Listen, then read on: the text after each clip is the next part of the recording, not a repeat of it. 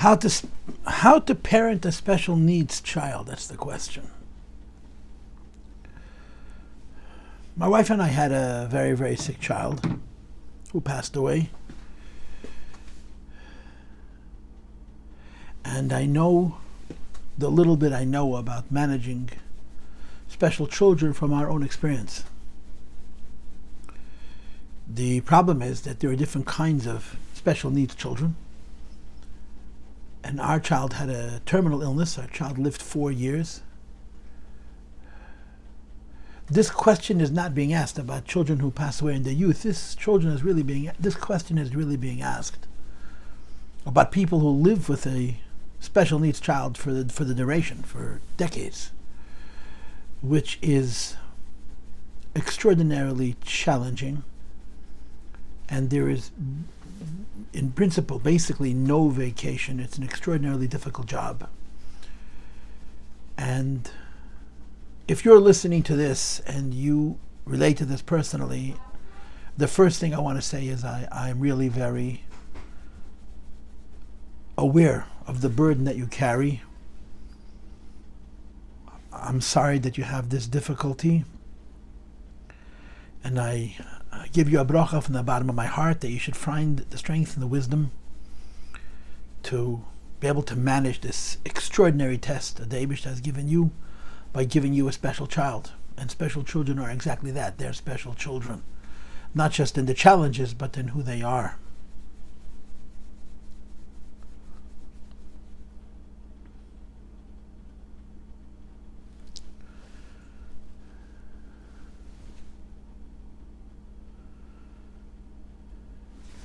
And the second thing I want to say is that I'm not an expert.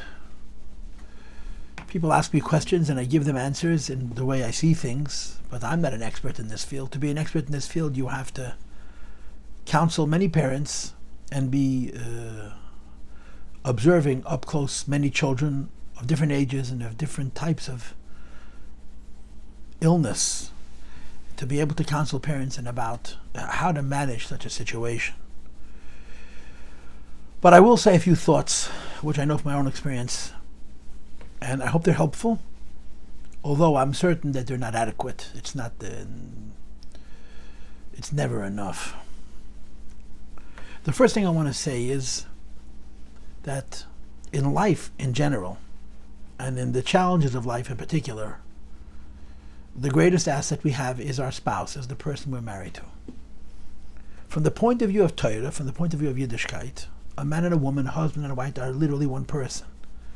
They were separated at birth to be manifest in two different bodies and rejoined at marriage. And when marriage works, the way marriage is supposed to work according to Torah, over the course of their lives, they literally become basar echad, one person. On the basic level, it means they become one person to each of their children.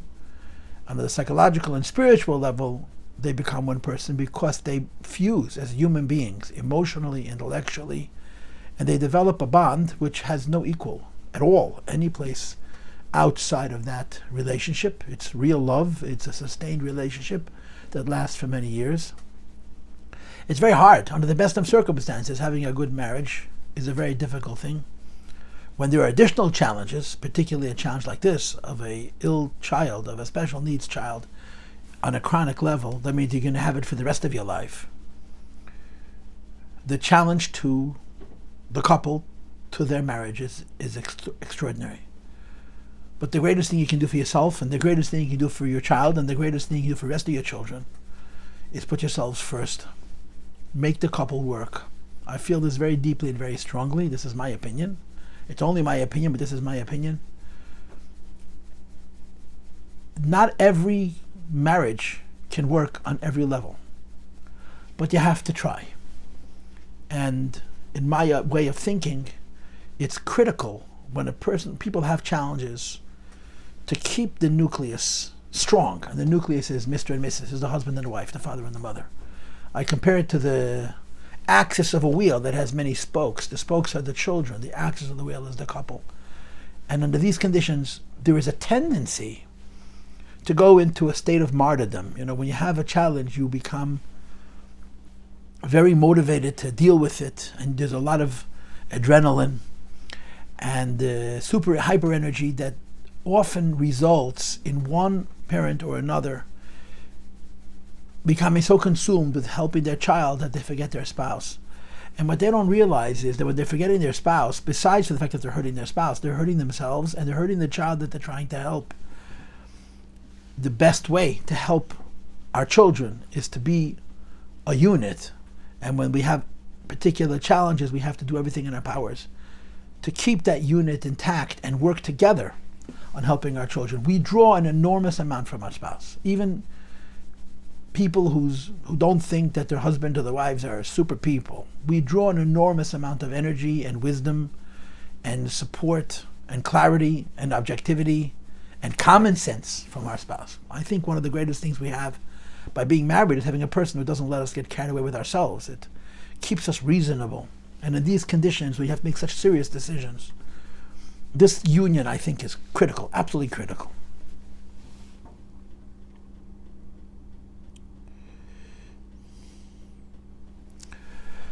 And the second thing is, when a person discovers that they have an ill child on a chronic level, a special needs child, there's the initial reaction. This reaction is fear, followed by, if I may say so, an overconfidence. First, you're very, very afraid, and then you say, yeah, I got it all figured out. The fear is unjustified, and the overconfidence is certainly unjustified. These are very, very difficult problems. I'll call you back in a few minutes. I'm in the middle of a recording.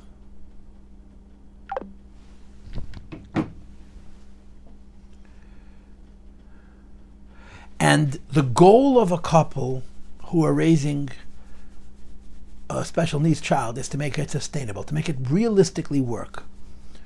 In other words, you can't put everything into this child and forget all your other responsibilities, whether it's the rest of your children, whether it's your spouse, whether it's your work, whether it's your communal responsibilities. You have to continue living. You have to make it work practically. Now, in the beginning, it seems impossible. But when the situation settles in and you find the support that you need, in today's world, especially in America, especially in New York State, there's an enormous amount of support that you can get.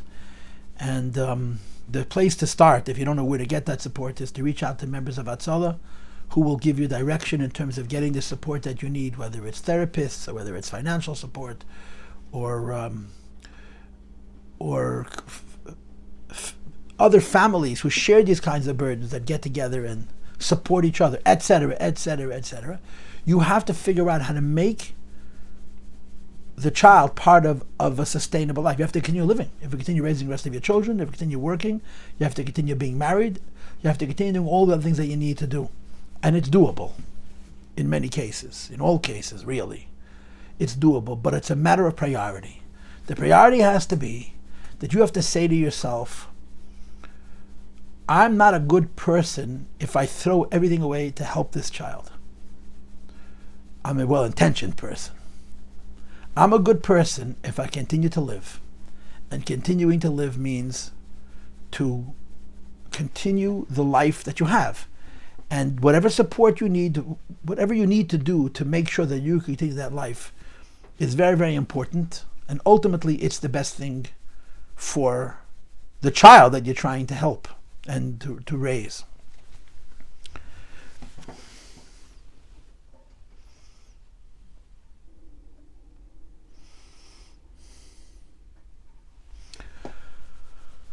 Okay, I'll continue with the next segment.